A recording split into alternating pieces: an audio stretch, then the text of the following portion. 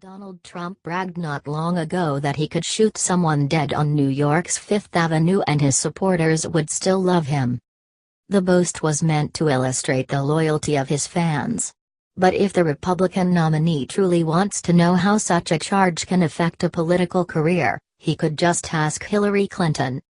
Murdering someone with a gun is just one of the things Clinton has been accused of over the years by her political opponents, who have attacked her for such things as profiting from insider information in the commodities market, enabling husband and former President Bill Clinton's infidelities, and, more recently, mishandling the 2012 terrorist attack in Benghazi, Libya.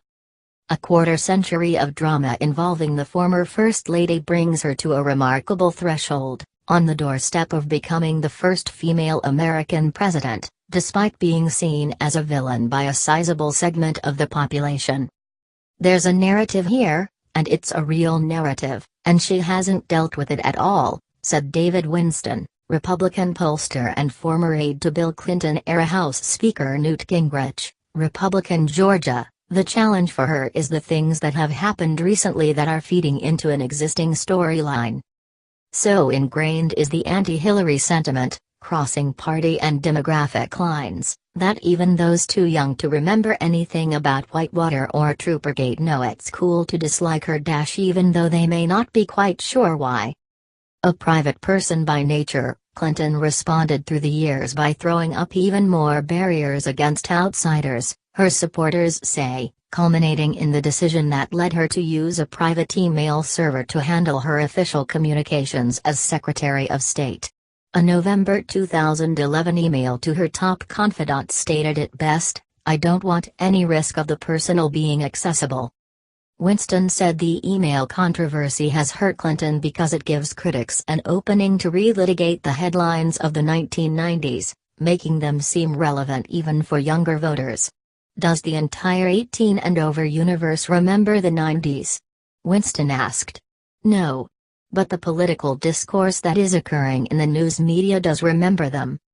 And that, in turn, has made distrust of Clinton permeate across the country and across the political spectrum, from undergraduates at the University of Virginia just before the state's March primary who said they couldn't trust Clinton without really being to explain why, to the female 34-year-old Republican National Convention delegate in Cleveland last week who was not sold on Trump, but said Clinton was out of the question. "Obviously I don't think she's trustworthy. I mean we saw what she did in Benghazi," said Utah's Kendra Seeley. In Florida, meanwhile, a recent Quinnipiac University poll showed that Clinton had fallen behind Trump by double digits on the question of who was more honest and trustworthy. Among those in the Sunshine State who don't trust Clinton is the 19-year-old college sophomore son of Barbara Katie. "No one likes her, Mom. So I've been old," Katie said Monday as she walked Center City, Philadelphia with fellow Clinton delegates from Florida. She added that her son could not really articulate his reasoning. "He has no idea. And he's a political science major." Clinton's weakness in the polls has led many Republicans to grouse that their party had managed to nominate the one candidate with an even worse public image than Clinton's. Even a senior White House aide privately noted the irony, describing the coming contest as a battle between two unlikable 1970s sitcom characters, it's Maude versus Archie Bunker. Disliked from the start. Being disliked is nothing new for Clinton. She entered public life as the wife of Arkansas Attorney General Bill Clinton, not long afterward becoming that state's first lady, and immediately attracted criticism for keeping her maiden name, Hillary Rodham. When husband Bill ran for president in 1992, her image problems continued. An irritated interview response justifying her decision to pursue a career, "I suppose I could have stayed home and baked cookies and had teas," brought a quick backlash, followed by a cookie bake-off with then First Lady Barbara Bush. Republicans at first didn't worry about the Clintons, believing that a draft-dodging womanizer had no chance of defeating a World War II Navy pilot who had successfully prosecuted the Gulf War against Iraq and had sky-high approval ratings. When Clinton won anyway, conservatives in particular seethed, and quickly began working to keep various controversies that had surfaced during the campaign in the public eye. Hillary Clinton eventually came to call it a vast right-wing conspiracy, but there was little conspiratorial about it. It was all out in the open. The well-funded Arkansas Project drummed up publicity about various misdeeds, which congressional Republicans, after they retook control of both chambers in the 1994 midterm elections, used as fodder for hearings and investigations. There arose a kind of cottage industry in the 90s.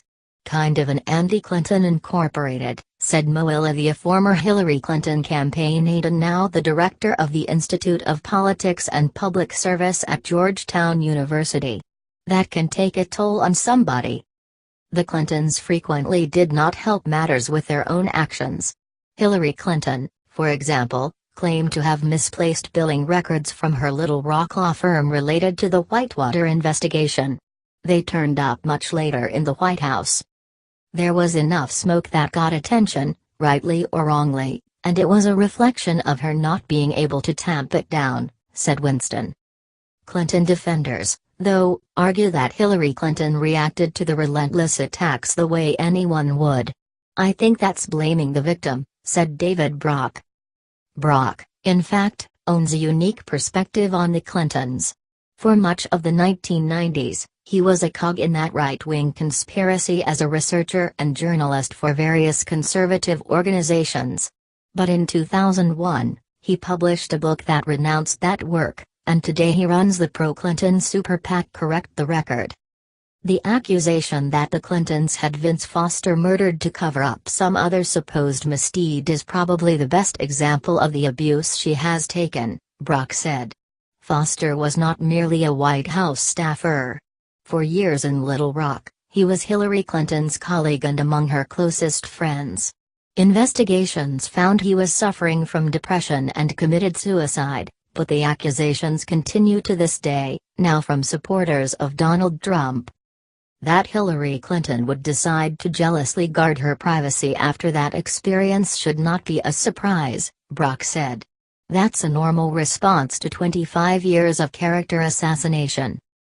Clinton mistrust is now part of the culture.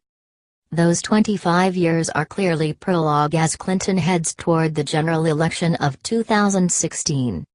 The Republican National Committee put together a handy poster of her scandal tour to display at its command post, 2 miles from the arena where Clinton will officially become the Democratic nominee. Our mission is to expose the long and scandalous history of Hillary and Bill Clinton right here in the Democrats' own backyard, said RNC Chairman Reince Priebus. For Republicans looking to take back the White House after 2 terms on the outs, Clinton's unpopularity is a godsend. It was so easy to hate the Clintons because they were so successful, said California RNC member Sean Steele. But today, the new email scandal helps revive the older ones and, more optimistically, Hillary is nowhere near as good a politician as her husband, Steele said. On top of that, he said, there's her voice, she screeches. She can't help it.